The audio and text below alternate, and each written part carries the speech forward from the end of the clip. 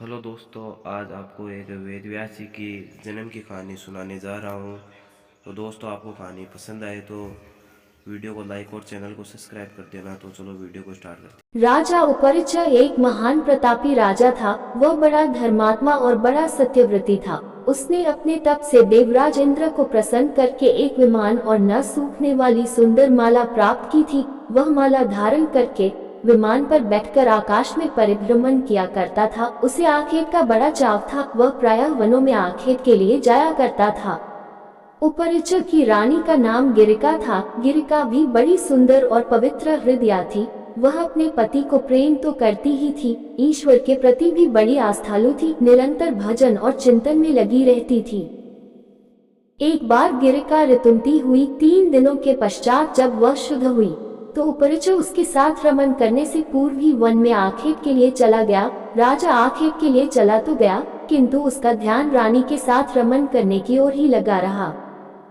दोपहर का समय था। राजा वन में एक अशोक वृक्ष के नीचे बैठा हुआ था। शीतल और सुगंधित हवा चल रही थी। मृदुल स्वरों में पक्षी गान कर रहे थे। राजा का ध्यान रानी की ओर चला गया। वह रमन के संबंध में मन ही मन सोचने लगा। राजा कामातुर हो उठा और उसका वीर्य स्खलित हो गया।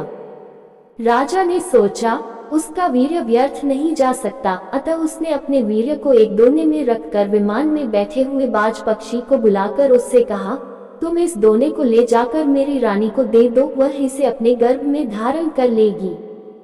बाज दोने को मुख में दबाकर राजा के भवन की ओर उड़ चला। वह यमुना नदी के ऊपर से उड़ता हुआ चला जा रहा था। सहसा एक दूसरे बाज की दृष्टि उस पर पड़ी। इसने सोचा, यह अपने मुख में खाने की कोई वस्तु दबाए हुए है। अतः उसने उस बाज पर आक्रमण कर दिया।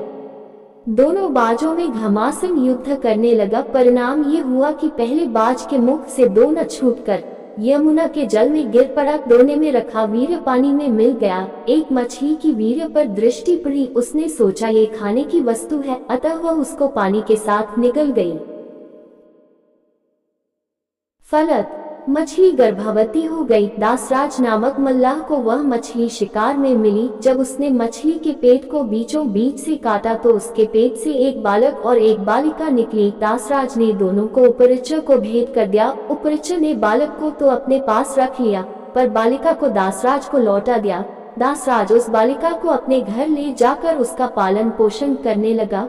दासराज ने बालिका का नाम सत्यवती रखा। वह मछली के पेट से उत्पन्न थी, इसलिए उसके शरीर से मछली की सी गंध निकला करती थी। अतः लोग उसे मत्स्यगंधा भी कहा करते थे। मत्स्यगंधा धीरे धीरे बड़ी हुई। वह बड़ी रूपवती थी। वह रात्रियों को अपनी नाव पर बैठाकर इस पार से उस पार पहुंचाया करती थी। एक दिन दोपहर के समय महर्षि पराशर वहां जा पहुंचे। वे मत्स्यगंधा को देखकर उस पर मुग्ध हो गए। उन्होंने उससे कहा, सुंदरी, तुम्हें अपूर्व सुख मिलेगा। मैं तुम्हारे साथ रमन करना चाहता हूँ। मत्स्यगंधा ने उत्तर दिया, महर्षि, आप ये कैसी बातें कर रहे हैं? दोपहर का समय है, आसपास लोग बैठे हुए हैं। मैं आपके साथ रमन कैसे कर सकती हूँ? पराशर जी ने योग शक्ति से चारों ओर कोहरा पैदा कर दिया और बोले, अब हमें कोई नहीं देख सकेगा। तू निश्चिंत होकर मेरे प्रस्ताव को स्वीकार कर ले। मत्स्यगंधा पुनः बोल उठी, महर्षि, मैं कुमारी हूँ, पिता की आज्ञा के अधीन हूँ। आपके साथ रमन करने से मेरा कौमार्य नष्ट हो जाएगा।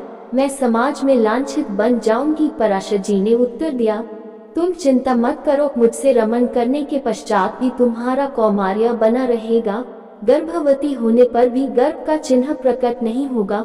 मत्स्यगंधा फिर बोली, एक बात और, मेरे शरीर से मछली की सी गंध निकलती है। आप मुझे वरदान दें कि वह गंध के रूप में बदल जाए और 4 कोस तक फैली रहे। पराशर जी ने तथास्तु कह दिया। फलत मत्स्यगंधा के शरीर से कस्तूरी की सी गंध निकलने लगी।